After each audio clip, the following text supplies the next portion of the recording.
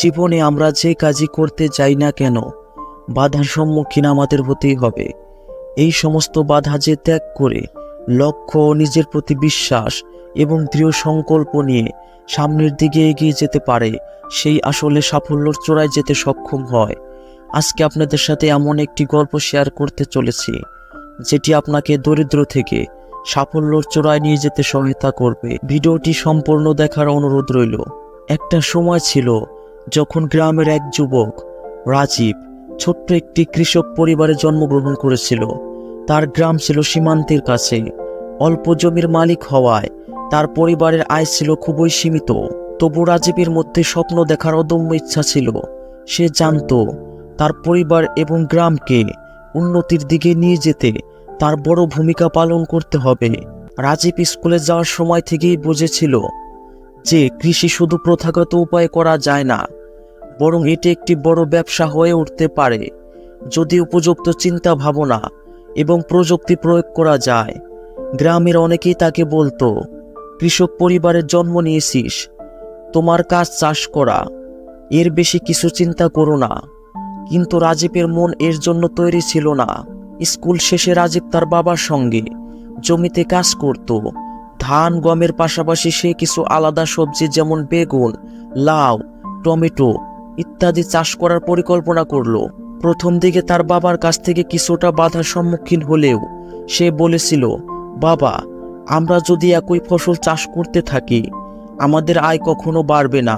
সবজি চাষ করলে বাজারে বেশি দামে বিক্রি করতে পারবো। এই কথা শুনে রাজীবের বাবা কিছুটা মেনে নেন।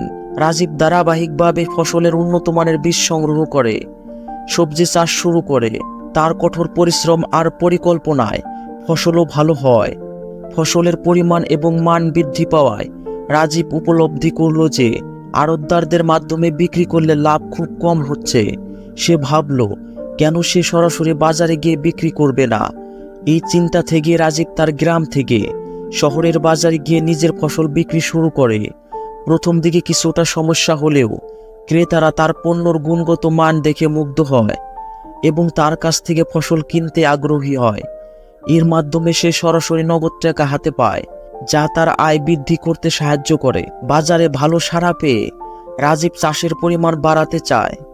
সে বুঝতে পারে যে অধিক ফসল উৎপাদন করতে হলে আরও উন্নত যন্ত্রপাতি প্রয়োজন। জমির জন্য আধুনিক সেচ ব্যবস্থা, উন্নত সার, বীজ এবং কীটনাশকের প্রয়োজন ছিল। তবে তার এই নতুন উদ্যোগের জন্য পুঁজির প্রয়োজন ছিল। রাজীব স্থানীয় একটি ক্ষুদ্র ঋণ সংস্থা থেকে ঋণ নিয়ে উন্নত কৃষি যন্ত্র কিনে এবং প্রশিক্ষণ নেয়। একদিন রাজীবের মাথায় একটা নতুন আইডিয়া আসে। কেন সে শুধুমাত্র কাঁচা পণ্য বিক্রি করবে? ফসলের বিভিন্ন পণ্য যেমন শুকনো মরিচ, হলুদ এবং সরিষার তেল উৎপাদন করে সে নিজের ব্র্যান্ড গড়ে তুলতে চায়।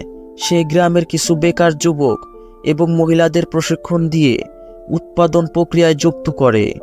একে একে রাজীবের ছোট ব্যবসা পরিণত হতে থাকে একটি সফল কৃষি উদ্যোক্তা প্রতিষ্ঠানে। তার পণ্যগুলো বাজারে নিজস্ব ব্র্যান্ড নামে বিক্রি হতে শুরু করে, যা মানুষের মধ্যে দ্রুত জনপ্রিয়তা লাভ করে। রাজীব দ্রুত বুঝতে পারে শুধুমাত্র ফসল উৎপাদন নয়, এবং প্রক্রিয়াজাতকরণ, সংরক্ষণ এবং বাজারজাতকরণের মাধ্যমে লাভ অধিকাংশে বৃদ্ধি পেতে পারে। ফলে সে একটা ছোট ফ্যাক্টরি স্থাপন করে।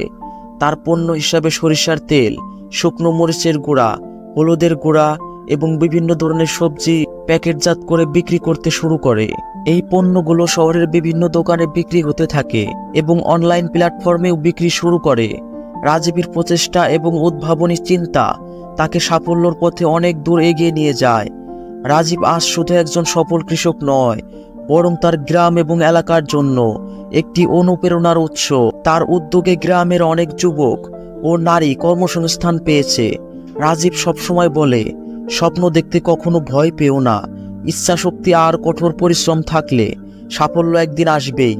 রাজীবের এই গল্প তার চ্যালেঞ্জ মোকাবেলা করে নিজের অবস্থান তৈরির এক অনুপ্রেরণামূলক উদাহরণ। নিয়মিত এরকম শিক্ষণীয় গল্প পেতে আমাদের চ্যানেলটি সাবস্ক্রাইব করে পাশে থাকবেন। ধন্যবাদ।